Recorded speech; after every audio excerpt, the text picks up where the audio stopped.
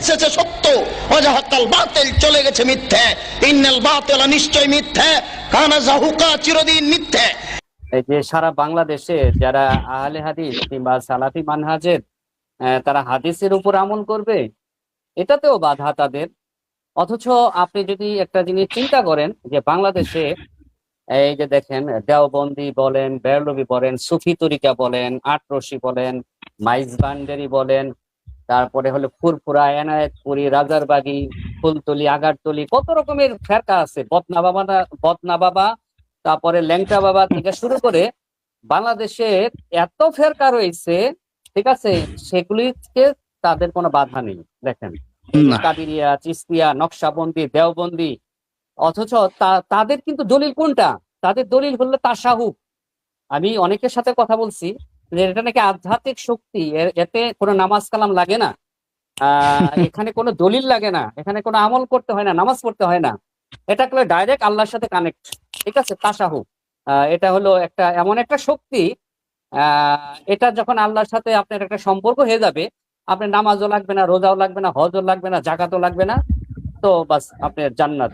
এবং আপনি যদি এটা তার আরো যারা রয়েছে তাদেরকে যদি মুরিদ বানাতে পারেন, তাদেরকে সহ তারা জান্নাতে চলে যাবে।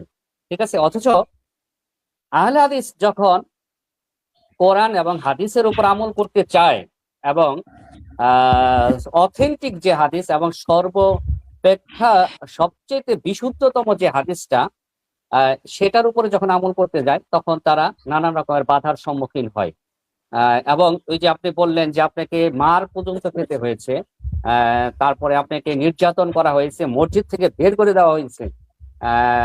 এখন যদি বলতে যাওয়া হয় যে কেন তাদেরকে মসজিদ থেকে আপনাকে বের করে দেওয়া হলো, আপনার দোষ কি?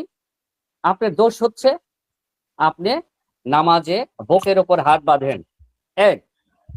দুই, আপনি নামাজে রফুল ইয়াদাইন করেন, অথচ বুখারীতে 5টি হাদিস এসেছে রফুল ইয়াদাইন সম্পর্কে, খুবই অথেন্টিক।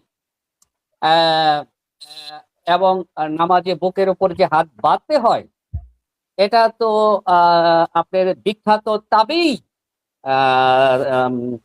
তাউস রাদিয়াল্লাহু আনহু, ওনার হাদিস থেকে কিন্তু এটা পাওয়া যায়, বুকের উপরে হাদিস বাঁধার হাদিস। আবু দাউদের 759 নাম্বার ওনার হাদিস খুব সম্ভবত। এটা হলো মানে তাউস থেকে, উনি একজন কিন্তু বিখ্যাত তাবী এবং 50 জন সাহাবীর সাক্ষাৎ তিনি মানে সাক্ষাৎ পেয়েছেন। তিনি হাদিস বর্ণনা করতেছেন, কিন্তু বুকের উপর হাত বেঁধে নামাজ আদায় করতে হবে। তাহলে তো এদেরকে বোঝা যাচ্ছে যে বিখ্যাত তাবী যে তাউস যিনি ছিলেন, ইনি যদি এই সময় বেঁচে থাকতেন, তাহলে তো তাকেও ঘাট ধাক্কা দিয়ে মসজিদ থেকে বের করে দিত। এদের যে আচরণ, এদের যে উগ্র, এবং এরা যে কতটা হিংস্র, ঠিক আছে, বুকের উপর কি হাত বাঁধার হাদিস নাই? অথচ তারা যে নাভির নিচে হাত বাঁধে, এটাই তো দুর্বল হাদিস। বুখারীতে আপনার হচ্ছে আবু দাউদে 2-3টা হাদিস আসছে নাভির নিচে হাত বাঁধার হাদিস দুর্বল।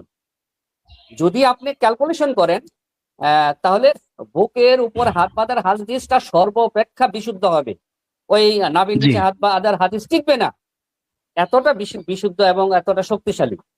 অথচ তাদেরকে যদি জিজ্ঞেস করা হয় যে আপনার মা বোনেরা কোথায় হাত বাঁধে নামাজে, আপনার মা বোনেরা কোথায় হাত বাঁধে, যে বুকের উপর হাত বাঁধার হাদিস যদি দুর্বলই হয়, তাহলে আপনার মা বোনেরা কি দুর্বল হাদিসের উপর আমল করে নাকি জাল হাদিসের উপর আমল করে? তাদেরকে যদি প্রশ্ন করা হয়, তখন তারা আমাকে বলতো যে লেডিস হয়েছে, ও হচ্ছে মহিলা হয়েছে, মহিলাদের মতো সালাত আদায় করে।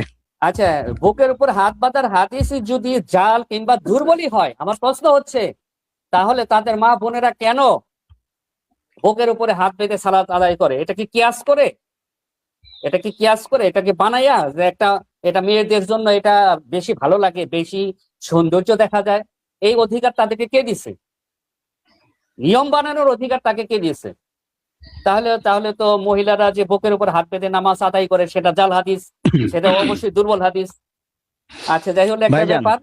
আর আরেকটা ব্যাপার হচ্ছে, একটা কথা বলতে চাই, তাদের একটা আকীদা আছে, ভয়ঙ্কর আকীদা। তারা যখনই আমাদের কাছে এই সমস্ত প্রশ্ন করে, আমি যখনই তাদেরকে কোরআন হাদিস দলিল দেখাই, তখনই হ্যাঁ তারা হ্যাঁ বলে আমাদের দলিল হলো পীর সাহেব, পীর পীর সাহেবই সাহেব, আমাদের আচ্ছা দলিল, আমাদের কোরআন হাদিস লাগবে না। এই পীর সাহেবই যদি আমাদেরকে জান্নাতে নিয়ে যায় আমরা জান্নাতে যাব, পীর সাহেব যদি জাহান্নামে যায় আমরা জাহান্নামে যাব। মানে পীর সাহেব জান্নাতে হুম, গেলে তারাও জান্নাতে যাবে, পীর সাহেব জাহান্নামে গেলে তারাও জাহান্নামে, তারা এই কথা নিজে মুখে আচ্ছা বলে। আচ্ছা আচ্ছা আচ্ছা। ওই যে আপনাকে বললাম না যে যে আজ যদি বিখ্যাত তাবী যিনি 50 জন সাহাবীর সাক্ষাৎ লাভ করেছেন, উনি যদি এই 2026 সালে বেঁচে থাকতেন, এই উগ্র এবং এই জাল হানাফি এই বিখ্যাত তাবিকে মানে ঘাড় ধাক্কা দিয়ে মসজিদ থেকে বের করে দিত, এই বুকে হাত বাঁধার কারণে। বুঝছেন, খুবই ভয়ঙ্কর জি। ব্যাপার। আরেকটা ব্যাপার হচ্ছে রফুল ইয়াদাইন। তো নামাজে রফুল ইয়াদাইনের পক্ষে অসংখ্য হাদিস আছে। বুখারী বুখারী থেকে আমি 5টা দলিল দিতে পারবো। আসুক কেউ, কেউ চ্যালেঞ্জ গ্রহণ করুক, বুখারীর হাদিসটা জাল প্রমাণ করুক, দুর্বল প্রমাণ করুক। রফুল ইয়াদাইনের 5টা হাদিস আছে অথেন্টিক বুখারীতে, এবং মুসলিম, আবু দাউদ, তিরমিজি, নাসাই প্রত্যেকটা হাদিস গ্রন্থে অথেন্টিক অথেন্টিক হাদিস আসছে। তো এরা একটা দলিল দেয় রফুল ইয়াদাইনের পক্ষে। তিরমিজিতে একটা হাদিস আসছে, তাও একটা হাসান হাদিস, ইবনে মাসুদ রাদিয়াল্লাহু আনহু থেকে বর্ণিত। তো ওনার এটার ব্যাপারে অনেক মতভেদ আছে। উনি শেষ বয়সে অনেক কিছু ভুলে যেতেন। নামাজে কিভাবে রুকু দিতে হবে, কিভাবে সেজদা দিতে হবে, এগুলি নিয়ে অনেক কথা আছে। তিনি শেষ বয়সে অনেক মিস্টেক করতেন, এবং এবং অনেক এই ব্যাপারে কথা আছে যেহেতু। এবং ইমাম বুখারী এই যে আপনার ইবনে মাসুদ রাদিয়াল্লাহু আনহুর যে হাদিসটা, হাসান হাদিসটা, এই হাদিসটাকে তিনি দুর্বল বলেছেন ইমাম বুখারী। তো যেখানে 100 শতাধিক হাদিস রয়েছে বিশুদ্ধ হাদিস, সেটা মানেন না, আপনি একটা দুর্বল হাদিসের উপরে একেবারে রাফুলিয়া দিন একেবারে জবাই করে দিলেন। এটা কোনো কথা? এটা একটা মাযহাবী তিরমিজি সংকীর্ণতা। ইবনে মাসুদের একটা হাদিস, ইবনে মাসুদ রাদিয়াল্লাহু আনহুর হাদিস, তাও হাদিসটা হাসান, এবং ইমাম বুখারী এটাকে দুর্বল বলছে। আর আহলে হাদিস সালাফিরা যে রফুলিয়া দিন করে, অসংখ্য হাদিস আছে, অসংখ্য আপনার এই সহিহ হাদিস আছে, মানেই না হানাফিরা, সেগুলো মানবে না। আচ্ছা, একটা ব্যাপার গেল। এরপরে আসে আমিন শব্দ। আমিন, আমিনটা যে আপনি জোরে বলতে হবে, এ ব্যাপারে ইমাম বুখারী ওনার একটা অনুচ্ছেদই রচনা করছে। আমিন শব্দটাকে জোরে বলতে হবে, এবং মুক্তাদিরাও যে জোরে বলবে আমিন শব্দটা, এটা ইমাম বুখারীর একটা অনুচ্ছেদই এটা রচনা করা হয়েছে। এবং আমিন জোরে বলারও হাদিস রয়েছে এবং অথেন্টিক হাদিস আছে। তারপরে ওই যে তাশাহুদ বৈঠকে যে আঙ্গুল নাড়াইতে হয়, এটারও অনেক সহিহ হাদিস আছে এবং স্পষ্ট হাদিস আছে। কিন্তু ও, আমি আজকে লাইভ ভিডিওতে চ্যালেঞ্জ করলাম, একটা হাদিস দেখাক যেখানে আশহাদু আল বলে আঙ্গুল উঠাইতে হবে, আবার মানে টাপ করে আবার মানে আঙ্গুল নামাই ফেলতে হবে। এই হাদিস তারা কোথায় পাইলো? এটা এরকম মানে কোনো কি হাদিস মুখটা নাই। বললেই হাওয়ার থেকে আকাশ থেকে এমনি পড়ে যায়? তো আঙ্গুল নাড়ানোর হাদিস, এটা অনেক অথেন্টিক হাদিস আছে। তো এরকম একটা ব্যাপার। তারপরে আরেকটা হলো সম্মিলিত মোনাজাত। এই যে আমরা সম্মিলিত মোনাজাত করি না, এর জন্য আমাদের দোষ। এখন সম্মিলিত মোনাজাতের ব্যাপারে তো কোনো হাদিস নাই। এখন তারা বানাই নিছে সম্মিলিত মোনাজাত তাদের মন মতো, এবং তাদের মাযহাবে গ্রন্থে তারা বানাই নিছে। মাযহাব কবে তৈরি হয়েছে? এই হেদায়া, কুদরি, ফতে আলমগীর, এই সমস্ত গ্রন্থের সৃষ্টি হয়েছে তো আপনার ওই আপনার হচ্ছে ইমাম আবু হানিফা রাহিমাহুল্লাহ 450 বছর 400 বছর পরে তারা এই এই এই সমস্ত মাযহাবী গ্রন্থ রচিত হয়েছে। তার আগে তো ইমা- আপনার বুখারী, মুসলিম, ইমাম মুহাম্মদ, ইমাম বিখ্যাত আবু হাদিস ইউসুফ তার গ্রন্থগুলা, মাধ্যমে ছড়াইছে। হ্যাঁ হ্যাঁ, এগুলি তো অনেক আগে রচিত হয়েছে। তাহলে সেগুলি জি। তারা মানেন না। তারা মানে হলে কুদুরি, তারপরে ফতে আলমগীর, যেগুলো তারপরে জাল হচ্ছে জয়ীফ হাদিস। হেদায়া। হ্যাঁ, আমি দর্শকদেরকে বলতে চাই, এই সমস্ত গ্রন্থের জন্ম হয়েছে কবে? এই সমস্ত গ্রন্থের জন্ম হয়েছে কবে? তারপরেও একটা কথা থাকে, এই যে হেদায়াতে আপনি কোনো সূত্র পাবেন না, খালি বলছে গড়গড় গড়গড় গড় করে বলতেছে যে এটা ইমাম আবু হানিফা বলছে। আরে ভাই, ইমাম আবু হানিফা কবে কইলো, কখন কইলো? এটা তো আপনার একটা একটা কিতাব যখন আপনি লিখবেন, এখানে রেফারেন্স থাকতে হবে যে কোনো এটা ইমাম দলিল নাই। মোহাম্মদ থেকে নেওয়া হয়েছে, এটা ইমাম ইউসুফ থেকে নেওয়া হয়েছে। তাহলে আমার কথা হলো, আপনারা ইমাম মোহাম্মদ কিংবা ইউসুফের কিতাব পড়েন, তাহলে আপনাদের পাঠ্যপুস্তকে হেদায়া কেন? হেদায়া, কুদুরি, ফতে আলমগীর কেন? আপনারা যদি মাযহাবই মানেন তাহলে ইমাম ইউসুফ এবং ইমাম মুহাম্মদের বই আপনারা পড়েন, সেগুলো পাঠ্যপুস্তকে করেন, কিন্তু সেখানে দলিল নিয়ে আসেন আপনারা হেদায়া। এই হেদায়ার যদি কোনো মাসালা আমরা খুঁজতে যাই, তাইলে সেটার কোনো হদিস পাওয়া যায় না, সেটার কোনো সনদ নাই, অস্তিত্ব পাওয়া যায় না।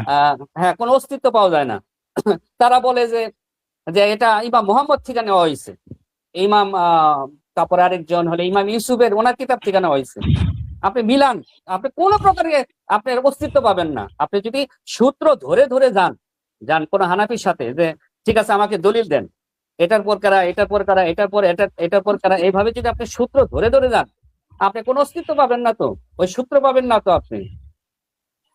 তো এই যে ব্যাপারগুলা, অথচ আপনার সম্মিলিত মোনাজাতের হচ্ছে এই যে তাদের যে মার্কাজ হাটহাজারী মাদ্রাসা দেওবন্দীদের, সেখানে কিন্তু সম্মিলিত মোনাজাত উঠে গেছে। এটা তো অনেকেই জানে যে হানাফি যে মার্কাজ যাকে বলা হয় হাটহাজারী, সেখানেও কিন্তু সম্মিলিত মোনাজাত করে না। অথচ এটাকে কম্পালসরি বানাইছে, প্রত্যেক মসজিদে নামাজ শেষ করেই সম্মিলিত মোনাজাত করতেছে। এখন সম্মিলিত মোনাজাত করতে যেয়ে তারা কি কি আমল ডেস্ট্রয় করে? ওই যে 33 বার সুবহানাল্লাহ বলতে হয়, 33 বার আলহামদুলিল্লাহ বলতে হয়, 33 বার আল্লাহু আকবার বলতে হয়, তারপরে আয়াতুল কুরসি পাঠ করতে হয়। মানে ফরজ নামাজের সালাম শেষ করে যদি আপনি আয়াতুল কুরসি পড়েন, আপনার জান্নাতের দরজা এবং আপনাকে যাওয়ার পথে আর কোনো বাধা থাকে না। এই মৃত্যু ব্যতীত। হাদিসগুলা কি হানাফিরা বলে কখনো?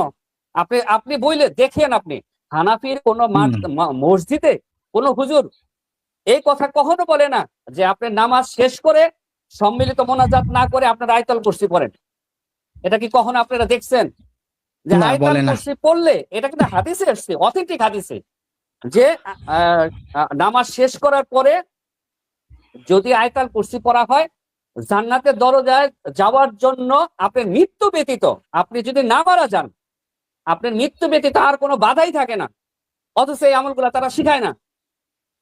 তারা হানাফি সালাম ফিরে হানাফিদের হানাফিদের তারপরে আরেকটা গোপন তথ্য আমি আপনাদের কাছে দিয়ে রাখি। যেহেতু আমি 4 বছর হানাফি মাদ্রাসায় 3টা প্রতিষ্ঠানে চাকরি করেছি, এদের আরেকটা কথা হলো, যখন এরা যে কোনো মাদ্রাসা প্রতিষ্ঠা করে, তাদের নিয়ত থাকে হলো আয় করা, কিছু অর্থ উপার্জন করা মাদ্রাসার মাধ্যমে। এদের নিয়ত থাকে না যে এই মাদ্রাসা থেকে মানুষ দ্বীনের ইলম অর্জন করবে, এই নিয়ত থাকে না।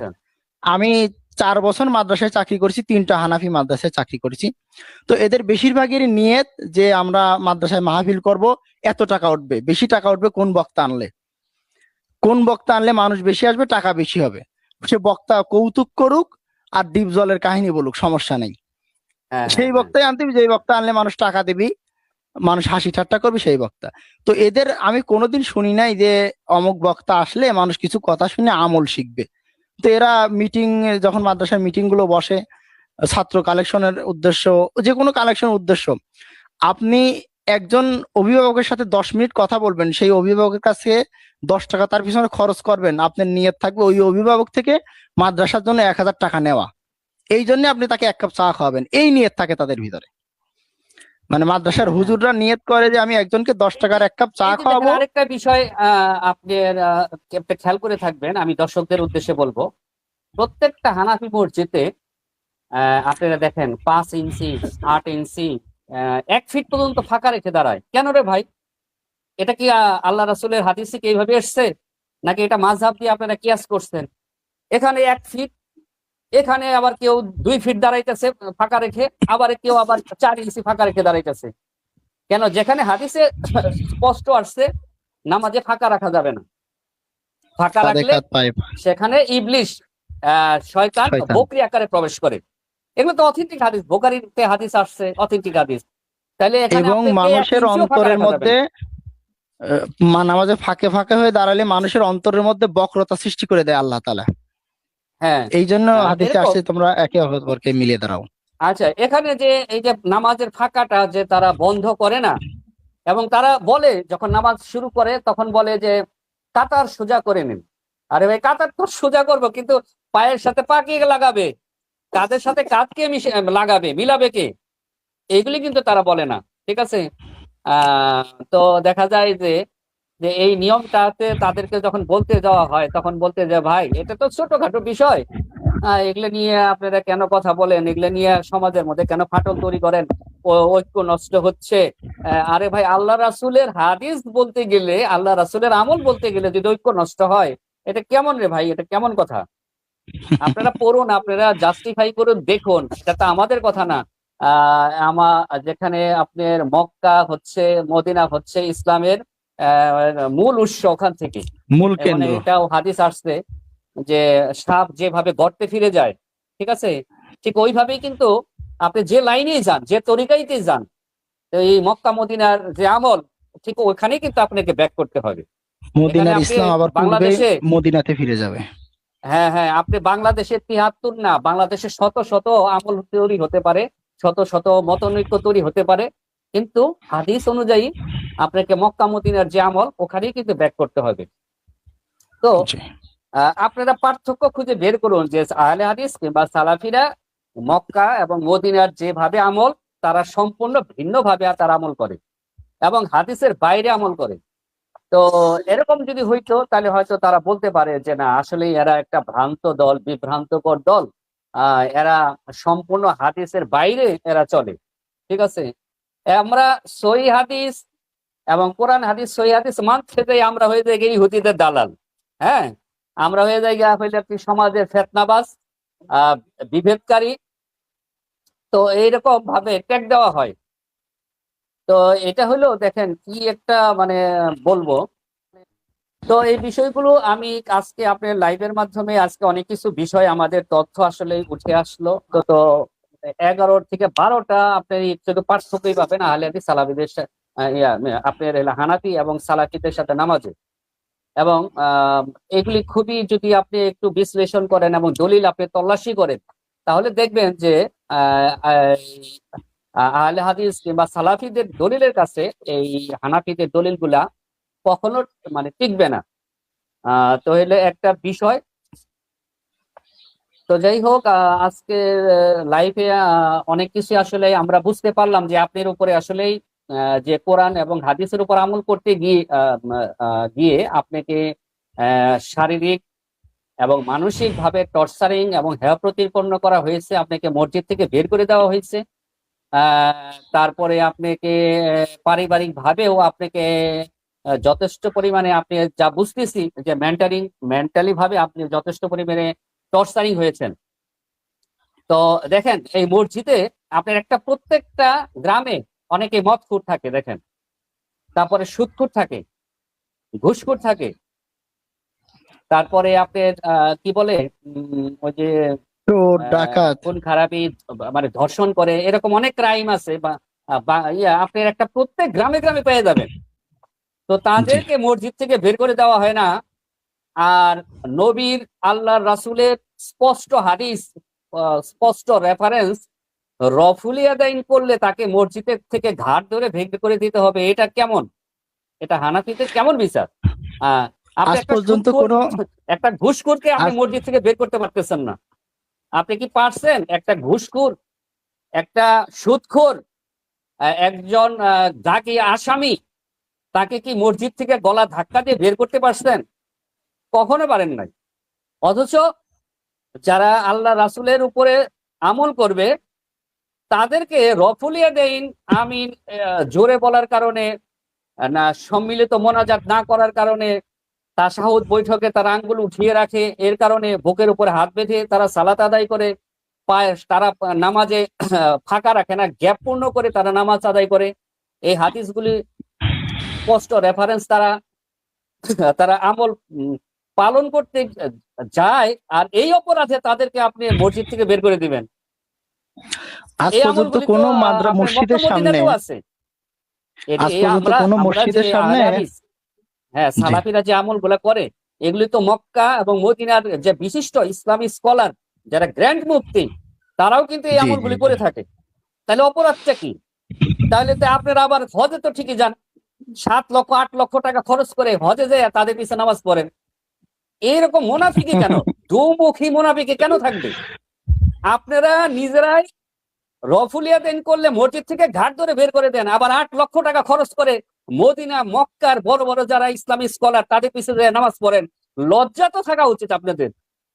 এরকম মুনাফিকি কেন?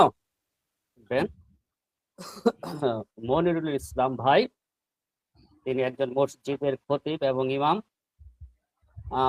তো তিনি সকল প্রকার মানব রচিত মতবাদ এবং তিনি মাযহাব হানাফি মাযহাব ত্যাগ করে কোরআন এবং সহিহ হাদিসের উপর তিনি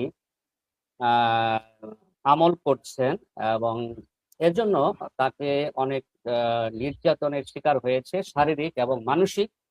তো মনিরুল ইসলাম ভাই যখন তিনি হানাফি মাযহাব ত্যাগ করে সালাফি মানহাজ গ্রহণ করে, অর্থাৎ কোরআন এবং সহিহ হাদিসের উপর আমল করা শুরু করে, তো তাকে সামাজিকভাবে বিভিন্ন ভাবে তাকে মানসিক এবং শারীরিকভাবে তাকে নির্যাতনের শিকার হতে হয়েছে। তো তারই গল্প আজকে আমরা তার মুখ থেকেই আজকে আমরা শুনবো। তো আমরা প্রথমেই মনিরুল ইসলাম ভাইয়ের কাছে আমি একটা প্রশ্ন জিজ্ঞেস করব যে আসলে মনির ভাই, আপনি আগে প্রথমে একটু পরিচয় দিবেন যে আপনি কোথায় থাকেন এবং আপনার পেশা কি। তো আপনি আসলে মূলত আপনার কি এমন ঘটনা ঘটেছিল যার কারণে আপনি হানাফি মাযহাব ত্যাগ করলেন এবং আহলে হাদিস হয়ে গেলেন এবং সালাফি মানহাজ কে আপনি সঠিক মনে হলো? তো এই ব্যাপারটাকে প্রথম এই প্রশ্নটা আপনি একটু আমাদের দর্শকের সামনে একটু বলেন। আসসালামু আলাইকুম ওয়া রাহমাতুল্লাহি ওয়া বারাকাতুহু। নাহমাদুহু ওয়া নুসাল্লি আলা রাসূলিহিল কারীম, আম্মা বাদ। প্রথমেই শুকরিয়া আদায় করি সেই মহান রব্বুল আলামিনের, যিনি বিভিন্ন মতাদর্শের পথ থেকে আমাকে কোরআন এবং সহিহ হাদিসের পথে আসার তৌফিক দান করেছেন, আলহামদুলিল্লাহ। অতঃপর দুরূদ ও সালাম বর্ষিত হোক হযরত মুহাম্মদ সাল্লাল্লাহু আলাইহি ওয়াসাল্লামের উপর। আমি সর্বপ্রথম 2019 সালে কুষ্টিয়া কাশিমপুর হাফিজিয়া মাদ্রাসাতে চাকরি করতাম। সেই সময় আমাদের মাদ্রাসাতে একদিন মাগরিবের পরে দুইজন দিনী ভাই আসলেন আমাদের প্রধান মুহতামিমের কাছে। তারা দুইজন ছিলেন আহলে হাদিস। তারা কিছু মাসলা মাসাইল নিয়ে আমাদের প্রধান মুহতামিম সাহেবের কাছে আসলেন জানার জন্য এবং জানানোর জন্য। মূলত উদ্দেশ্য ছিল তাকে দাওয়াত দেওয়া। তো একদিন মাগরিবের পরে আমি অফিস রুম থেকে কিছু কথার আওয়াজ শুনতে পাই আমার রুম থেকে। তো তখন অফিসে যাই, যা দেখি যে তারা দুইজন এবং আমাদের মুহতামিম সাহেব অনেক কথাবার্তা আলাপ আলোচনা করতেছে। তার ভিতর সালাত সম্পর্কিত কথাবার্তা বলতেছে, যেমন রফুল ইয়াদিন সম্পর্কে, আমিন সম্পর্কে। এই কথাগুলো আমার কাছে একেবারেই নতুন ছিল 2019 সালে। তো আমি এর আগে রফুল ইয়াদিন সম্পর্কে জানতাম না, জোরে আমিন বলা সম্পর্কেও জানতাম না। তো 2019 সালে যখন প্রথম এই অফিস রুমে আমি সেটা জানতে পারি, তো তখন আমার ভিতরে একটা কৌতূহল হয়। প্রায় 2 ঘন্টা যাবত এশার আজান পর্যন্ত তাদের এই তর্ক বিতর্ক দেখলাম এবং আমার ভিতরে অনেক প্রশ্ন জাগলো। তার কিছুদিন পরে আমি একটা মাহফিল প্রোগ্রামে যাই, সেখানে একজন পীর সাহেব আসছিলেন। তিনি আমাদের ডক্টর জাকির নায়েকের বিরুদ্ধে একটা বই লিখে আনছিলেন, যে বইটা তিনি বিতরণ করতেছিলেন এবং কিছু বিক্রিও করলেন। তো আমি দেখলাম যে একটা বই একজনের বিরুদ্ধে লেখা, সেই বইটা কিসের জন্য লেখা এবং কি কি কারণে লিখতে পারে, আমি এই বিষয়টা কৌতূহলী হলাম এবং বইটা আমি পড়লাম। পড়ার পরে ডাক্তার জাকির নায়েকের নামে নেটে, ইন্টারনেটে, বিভিন্ন জায়গায়, ইউটিউবে তার কিছু ভিডিও দেখলাম। তো দেখে আমার কাছে খুব ভালো লাগলো। যখন আমি এই রিলেটেড কিছু ভিডিও দেখলাম, তখন আমার কাছে আব্দুর রাজ্জাক বিন ইউসুফের কিছু ওয়াজ এবং সহিহ আকীদার কিছু ওয়াজ আমার সামনে আসতে লাগলো। এভাবে আমি শিরিক সম্পর্কে কিছু জানতে পারলাম, বেদাত সম্পর্কে কিছু জানতে পারলাম। আমার আগ্রহ দিন দিন আরো বাড়তে থাকলো। তখন কিছুদিন পরে যখন আমি একটা বইয়ের সন্ধান পালাম, যেটার নাম হলো সালাতুর রাসূল, প্রফেসর ডক্টর আসাদুল্লাহ গালিব স্যারের লেখা বই। গালিব স্যারের, হ্যাঁ, জি জি জি। এই বইটা আমার জীবনের মোড় পরিবর্তন করে দিয়েছে। আমি আমার জীবনে অনেক বই পড়েছি আলহামদুলিল্লাহ। আমার নিজস্ব লাইব্রেরিতে প্রায় লক্ষাধিক টাকার বই আছে আমার নিজস্ব লাইব্রেরিতে। তো এই বইয়ের ভিতর বেশিরভাগ বই ধরেন লেখা হলো শুধু লাস্টে দেওয়া হলো বুখারী, মুসলিম এভাবে দেওয়া, কিন্তু হাদিসের নাম্বার সহ, দলিল সহ, প্রমাণ সহ এরকম বই আমি পাই নাই এর পূর্বে, মানে হ্যাঁ, সালাতুর রসুল বই পড়ার আগে। যখন আমি দলিল ভিত্তিক এই বইটা হাতে পেলাম, তখন আমার ভিতর একটা ভিত্তি কাজ করলো যে এরকম দলিল ভিত্তিক লেখা তো আমি এর আগে পাইনি। তখন ওই দলিলগুলো ধরেই আমি বিভিন্ন জায়গায় সার্চ দিলাম ইন্টারনেটে, এবং আমি কি করলাম, বাংলা বুখারি কিনলাম, আল্লামা আজিজুল হকের লেখা হ্যাঁ, আম, মামুনুল হকের বাংলা পিতা। বুখারি। জি জি, মামুনুল হকের পিতার একটা বাংলা বুখারি কিনলাম, এবং সহিহ মুসলিম সংগ্রহ করলাম, আবু দাউদ সংগ্রহ করলাম, এবং ওই সমস্ত যেগুলো নিয়ে আমাদের ভিতর মতভেদ আছে এইগুলো নিয়ে আমি একটু সার্চ করলাম, এগুলো নিয়ে একটু পড়াশোনা করলাম, এগুলো নিয়ে আমি একটু যাচাই বাছাই করলাম। করার পরে আমি কিছু আলেম ওলামাদেরও জিজ্ঞাসা করলাম, যাদের সাথে পরিচিত ছিল তাদেরকে এই বইগুলো দেখালাম, বলতেছে তুমি এই বাংলা বুখারি পড়ো না, বাংলা হাদিস পড়ো না। আমাকে পরামর্শ দেয় যে এগুলো পড়লে তুমি বিভ্রান্ত হবা, এগুলো পড়লে তোমার ভিতরে মুশরিকি আকীদা চলে আসবে, বিভিন্ন কথাবার্তা আমাকে তারা বলছে। তো যখন আমি বললাম যে আল্লামা আজিজুল হক রহমতুল্লাহ আলাই, তো উনি তো একজন ভালো মাপের আলেম, উনি যে বাংলা বুখারি লেখলেন, এটা কি মানুষের যাতে মস্তিষ্ক বিকৃতি হয় কিংবা মানুষ বিপথে যায় এই জন্য কি অত বড় আলেম এই বই লিখলেন? তো আমি তাদের কাছে তখন এই প্রশ্ন করলাম, বললেন যে এগুলো আপনাদের জন্য না, এগুলো বড় বড় আলেমদের জন্য, তারা তাদের মতো হ্যাঁ, আমাকে হ্যাঁ, ঠিক বোঝায়। আছে। তো আমার ভিতর তো একটা বুঝ আসছে যে এই বইগুলো লেখা হলো যাতে সাধারণ মানুষ এই বাংলাগুলো পড়ে বুঝতে পারে। কয়জন হ্যাঁ, হ্যাঁ, মুফতি আছে সরাসরি যে আপনার এই, পড়ে অর্থ বের করে বুঝতে পারে? আমার জানা মতে বেশিরভাগ মুফতি এখন ধরেন এগুলো এবারও ঠিক মতো পড়তে পারে না, ওই সনদ মতন এগুলো ঠিক মতো পড়তে পারে না, শুধু বাংলায় বেশিরভাগ পড়ে। তো এরা আমাকে বলে যে তুমি এই বাংলা পড়ো না, তুমি বিভ্রান্ত হবা। তো যখন আমি তাদের কথা শুনলাম না, আমি এগুলো পড়া শুরু করলাম, রফেল ইয়াদিন সম্পর্কে কিছু হাদিস পড়লাম বুখারী থেকে, অন্য অন্য কিতাব থেকে, এবং ডক্টর খন্দকার আব্দুল্লাহ জাহাঙ্গীরের কিছু বক্তব্য শুনলাম, আব্দুর রাজাক বিন ইউসুফের বক্তব্য শুনলাম, এবং সহিহ আকীদার অনেক আলেমদের বক্তব্য শুনলাম। এরপরে আমার ভিতরে পরিবর্তন আসলো এই বইয়ের মাধ্যমে, সালাতুর রসুল বইয়ের মাধ্যমে। এই বইটা পড়ার পরে আমি সিদ্ধান্ত নিলাম যে আমি কোরআন এবং সুন্নাহ অনুযায়ী আমল করব। রাসূল সাল্লাল্লাহু আলাইহি সাল্লাম যেভাবে সালাত আদায় করেছেন সেভাবেই সালাত আদায় করব। কে কি বললো এটা দেখার আমার সময় নাই, এরকম একটা মনের ভিতরে একটা সিদ্ধান্ত নিলাম। সিদ্ধান্ত নেওয়ার পরে আমি তখন কুষ্টিয়াতে একটা মাদ্রাসায় ছিলাম। তো আসরের সালাতেই আমি ওইভাবে সালাত আদায় করলাম। ওইভাবে সালাত আদায় করা দেখে কিছু মানুষ আমাদের মোহতামিম সাহেবকে বললো, যে মানে কয়েকদিন পরে, যে উনি তো এরকম আহলে হাদিসদের অনুসরণ করতেছে। তখন আমাদের কুষ্টিয়াতে কিছু আহলে হাদিস ছিল, তারা এই সম্পর্কে অবগত ছিল। তো উনি তো আহলে হাদিস হয়ে গেছে, মানে আমি যে আহলে হাদিস হয়েছি এটা কিন্তু আমি কাউকে বলি নাই, তারাই আমাকে আহলে হাদিস, সালাফি, মানে ওই লা মাযহাবি, তারপরে হ্যাঁ, হ্যাঁ, হ্যাঁ। 300 করে টাকা পায়, 500 করে টাকা পায়, বিভিন্ন আচ্ছা, কথাবার্তা আচ্ছা। তারা আমাকে বলতে লাগলো, ট্যাগ ট্যাগ দেওয়া শুরু করলো। বিভিন্ন হ্যাঁ, ট্যাগ দিতে লাগলো এরা প্রতিনিয়ত। মানে যখনই যাদের সাথে দেখা হয় ভালো পরামর্শ দেয়, যদি আর পিছনে গেলে তারা আমার নামে মন্দ নিন্দা করে, বিভিন্ন কথাবার্তা বলতে লাগলো, আমার কানে এগুলো আসতে লাগলো। আচ্ছা, আচ্ছা। তারপর আমি এই বই থেকে দেখলাম, পড়লাম, এবং মানুষকে এদেরকে দেখালাম যে দেখেন এখানে দলিল সহ লেখা আছে, তো আমি এগুলো কেন মানবো না, এগুলো কি ভুল? অনেকে তারা বলতে পারে না যে এটা সরাসরি ভুল, কিন্তু বলে যে এগুলো আমাদের মাযহাবে নাই, এগুলো তুমি মানতে পারবা না, এটা মাযহাবের বিষয়। তারপর আমি মাযহাব সম্পর্কে কিছু গবেষণা করলাম যে মাযহাব কি, কিভাবে কি সৃষ্টি। তো আমি গবেষণায় কিছু পেলাম যে সেটা হলো রাসূল সাল্লাল্লাহু আলাইহি সাল্লামের মৃত্যুর প্রায় 400 বছর পরে এই মাযহাবগুলোর উৎপত্তি। তার হ্যাঁ, আগে হ্যাঁ, এই এটা শাহ মাযহাবগুলো ছিল ওলিউল্লাহ না। মুহাদ্দিস দেহলভী উনিও বলে গেছেন। জি জি জি।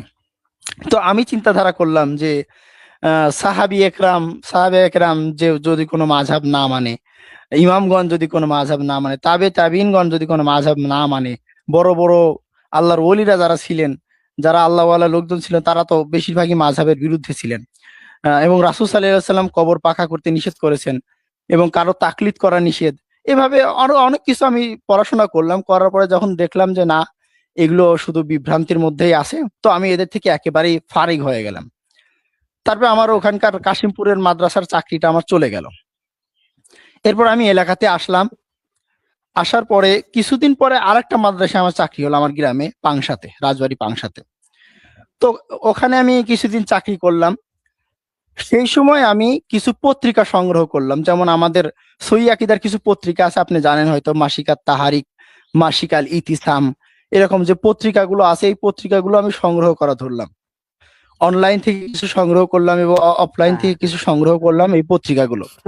এই পত্রিকাগুলো আমি নিজে পড়তাম এবং অপরকে বিলি করতাম, ফ্রি বিলি করতাম, কিছু সংগ্রহ করে ফ্রি বিলি করতাম। তো আমি যে মাদ্রাসায় চাকরিতে ছিলাম, চালু হয় না, আবার দেন। ওই মাদ্রাসার কিছু বড় ছাত্র যারা হেফজখানায় পড়াশোনা করতে, যারা বড় ছাত্র এমনি লেখাপড়া করে, বাংলা রিডিং পড়তে পারে, এদেরকে আমি মাসিকাত তাহারিক বই দিতে শুরু করলাম প্রতি মাসে। যখন এই মাসিকাত তাহারিক বই দেওয়া শুরু করলাম এবং প্রতি বৃহস্পতিবারে আমাদের মাদ্রাসায় একটা করে সেমিনার, আমার কিছু আলোচনা করার সময় থাকতো, তখন আমি এই আলোচনা করতাম শিরিক সম্পর্কে, মাজার সম্পর্কে, বেদাত সম্পর্কে, অন্য অন্য শিরকি আকীদা সম্পর্কে, যেটা ঈমান ধ্বংস করে, এরকম কিছু কথাবার্তা আমি বলার চেষ্টা করতাম প্রতি সেমিনারেই। তো এভাবে আমার ওই মাদ্রাসার মুহতামিমও ছিলেন আবার চরমনের খাস মুরিদ আর কি। তো তিনি আমার উপর বেশ রাগান্বিত হলেন। এভাবে চলতে লাগলো কিছুদিন। তারপরে একদিন আমি ছুটিতে বাড়িতে আসছি, বাড়িতে আসে পরের দিন আবার গেছি মাদ্রাসায়। পরের দিন মাদ্রাসায় যাওয়ার পরে দেখতেছি যে ছাত্ররা আমার কাছে আসছে, কিছু হেফজখানার বড় ছাত্ররা কিছু আসে, তারা বলতেছে যে হুজুর আপনি যে বইগুলো দিতেন আমাদেরকে, আমাদের বড় হুজুর ওই বইগুলো নিয়ে ছিঁড়ে আগুনে পুড়াইছে এবং ওই মাযহাবী লোকদের, মানে যারা সহি আকীদা মানে, এদের সম্পর্কে অনেক গালিগালাজ করছে। তো তখন আমি তাকে এই সম্পর্কে জিজ্ঞাসা করি, তখন সে আমাকে বলে যে এইগুলো আমাদের মাযহাবে নাই, এগুলো আমরা মানি না, এরা মানুষকে বিভ্রান্ত করে, এরা মুসলিমদেরকে না থাকলে ওগুলি মানা যাবে না, মানে তার এরকম একটা কথা। জি জি জি, তার এটাই কথা। তিনি হলো প্রতি বছর যায় হলো চরমনের ময়দানে, সে আমাকে দাওয়াত দেয় যে আসেন চরমনের ময়দানে যাই। তো আলহামদুলিল্লাহ যতদিন ওখানে চাকরি করছি শিরকের বিপক্ষে কথা বলার চেষ্টা করেছি আলহামদুলিল্লাহ। এবং তিনি আমাকে বলছিল, ভাই আপনি এখানে থাকেন, আমি কিছুদিনের পরে এখানে একটা খানকা খুলবো যেখানে আমি তাবিজ কবজ বিক্রি করব, মানে আমাদের ওই মোহতামিম সাহেব। তো আমি এটা সম্পর্কে ঘোর বিরোধিতা করি, তাকে কিছু দলিল প্রমাণও দেখাই, এটা নিয়ে কিছু বাক বিতন্দাও তার মাঝে হয়। তো এরপরে কিছুদিন পরে যখন আমি এই ছাত্রদের এই বইগুলো বিতরণ করার পর যখন এইগুলো ছিঁড়ে পুড়ায় ফেলে ওই হুজুর, তার সাথে একটু কথা বা কাটাকাটি হয় এবং আমি ওই মাদ্রাসার চাকরিটা ছেড়েও আমার গ্রামে চলে আসি। গ্রামে আসার পরে, যেই গ্রামে আমি করোনার ছুটির মধ্যে আমার মাদ্রাসা বন্ধ ছিল, তো এই করোনার মধ্যে আমি যেই গ্রামে মাদ্রাসার ছাত্রদের মক্তব পড়াতাম এবং ওই মাদ্রাসায় আমি ওই মসজিদে আমি ইমামতিও করেছি, আমার গ্রামের মসজিদে ইমাম সাহেব হিসাবেও ছিলাম। এবং ওই মসজিদে আমার কাছে পড়া আছে প্রায় 60-70টা বাচ্চা মক্তব পড়েছে আমার কাছে। তো এখন যখন আমি রফিউল ইয়াদিন করি, আমিন বলি, মোনাজাত করি না এবং ওই যে মিলাদ কিয়াম করি না, তখন এরা সবাই আমার বিপক্ষে লাগিয়ে গেল, যারা মসজিদে আছে সালাত আদায় করে। এরা প্রথম কয়েকদিন আমাকে দেখলো যে আমি কি করি। অনেকেই সালাত শেষে বলে যে এগুলো কি শুরু করেছিস, যেটা তো আমাদের বাপদাদার আমলে আমরা দেখি নাই, যেটা আমাদের আলেম ওলামা করে না, আমাদের পীর সাহেবরা করে না, এগুলো তুই কোথায় পারি। এই সম্পর্কে তারা অবগত ছিল না যে এরকম কি কেউ করে। পরে যখন কিছুদিন আমি করলাম, তারা এই সম্পর্কে চায়ের দোকানে, রাস্তা ঘাটে, বাজারে, মাঠে, সব জায়গায় এই সম্পর্কে আলোচনা করা শুরু করলো আমার নিয়ে। তখন তারা এই সম্পর্কে একটু অবগত হলো যে আহলে হাদিসরা, লা মাযহাবিরা, ওই সালাফিরা এরা এগুলো করে। তখন তারা একটু অবগত হলো এই সম্পর্কে। তখন তারা আমাকে বলতে লাগলো, তুই তো লা মাযহাবি হইছিস, আহলে হাদিস হইছিস। আমি কিন্তু ওদের বলি না যে আমি আহলে হাদিস, ওরাই আমাকে বলে তুই আহলে হাদিস, তুই সালাফি, তুই লা মাযহাবি, তুই টাকা পাইস, এটা না বিভিন্ন কথাবার্তা আমাকে বলে তুই কি জিনের সর্দার হইছিস যে এরকম নামাজ পড়িস, জিনরা তো এরকম নামাজ পড়ে, জিনেরা বলে এরকম নামাজ পড়ে। জি জি, আমাকে বলে যে তুই হয়তো জিনের সর্দার হয়েছিস, হয়তো জিনরা এরকম নামাজ পড়ে, জিনদের কাছ থেকে শিখছিস এইগুলো। তো মোটামুটি তাদের মাঝে কিছু বাকবিতণ্ডা এভাবে আমার চলতে থাকে। তো আমি নিয়মিত নামাজ আদায় করতে থাকি। যখন মোনাজাত করা বাদ দিলাম, তখন তাদের ভিতরে এরকম বাকবিতণ্ডা শুরু হলো। তাদের মসজিদে মিলাদ কিয়াম হলে আমি চলে আসি, বসি না, এটা নিয়ে তাদের একটা ক্ষুব্ধতা সৃষ্টি হলো ভিতরে। তারা প্রতি বৃহস্পতিবারে মাগরিব থেকে এশা পর্যন্ত মিলাদ কিয়াম করে। এই মিলাদ কিয়ামে আমি অংশগ্রহণ করি না, চলে আসি। এটা তাদের খুব আঘাত লাগে ভিতরে, যে আমরা সবাই করি, একজন করে না আমার গ্রামের, খুব আঘাত দেয় তাদের ভিতরে। তো একদিন আমি মাগরিবের সালাতের পরে, বৃহস্পতিবার মাগরিবের সালাতের পরে চলে আসলাম। তারা সবাই আমার নিয়ে কথা বলা বলি শুরু করলো, আমি চলে আসলাম। এবং এশার আজানের পরে ধরেন 7:15 অথবা 7:30 জামাত, আমি হয়তো 10-এ গেছি, 3-4 মিনিট আগে গেছি যে সালাত ধরবো। তো যাই দেখি তারা বারান্দায় বসে মিলাদ কিয়াম করতেছে, আমি ওখানে বসি নাই, না বসে আমি ভিতরে যাই 2 রাকাত সালাত আদায় করে বসলাম। এদিকে আধা ঘন্টা পার হয়ে যাচ্ছে, নামাজের ওয়াক্ত চলে যাচ্ছে, মানে ওয়াক্ত আধা ঘন্টা পার হয়ে গেছে, যেই সময় নামাজের টাইম ছিল এই টাইমেরও আধা ঘন্টা পার হয়ে গেছে। তাও তারা ওখানে মিলাদ কিয়াম করতেছে, আমি এদিক ভিতরে সালাতের জন্য বসে আছি। এক পর্যায়ে তারা জোরে জোরে বলে উঠলো যে যারা মিলাদ কিয়াম করে না তাদের এই মসজিদে ঢুকতে দেওয়া যাবে না, যারা মিলাদ কিয়াম মুনাজাত এগুলো করে না, অংশগ্রহণ করে না, এরা রাসূলের দুশমন, এরা নবীর মানে না। যারা জি জি জি যারা নবীর উপর কিয়াম করে না এরা রাসূলের দুশমন, এদেরকে মসজিদে আসতে দেওয়া যাবে না, এদেরকে মসজিদ থেকে বের করে দেওয়া হবে। তো ওই দিন এশার সালাতটা কোনো মতো পড়লাম। পরের দিন ফজরের সালাতের পরে এলাকার কয়েকজন লোক আমাকে বলতেছে তুমি আর এই মসজিদে আসো না, তো তোমার জন্য আমাদেরকে অনেক আসার জন্য না আসার জন্য নিষেধাজ্ঞা দেওয়া হলো।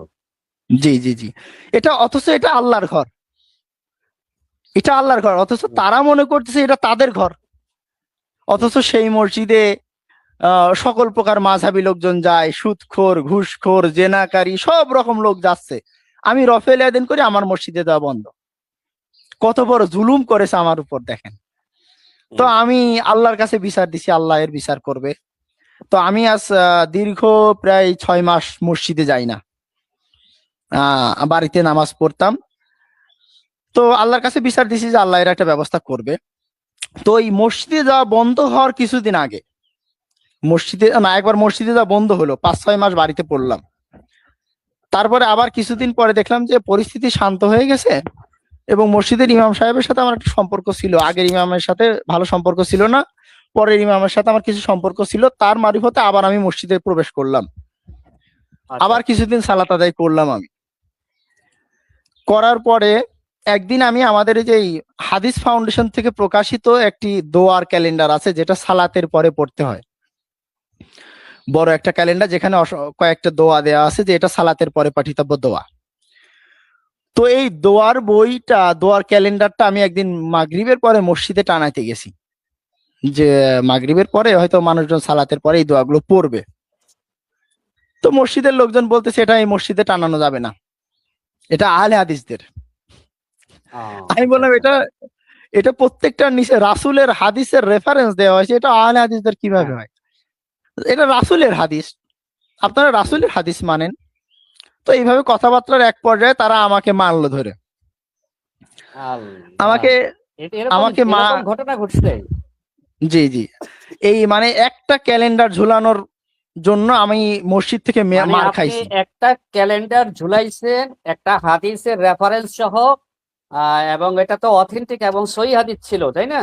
জি জি জি আমাদের হাদিস ফাউন্ডেশন থেকে ঝুলানোর কারণে আপনাকে মারধর করা হলো। জি জি ক্যালেন্ডার ঝোলানোর কারণে আমাকে মাগরিবের পরেই মারধর করা হলো, এবং মাগরিবের পরে আমি মারধর খায় বাড়িতে আসছি, বাড়িতেও জানাই নাই।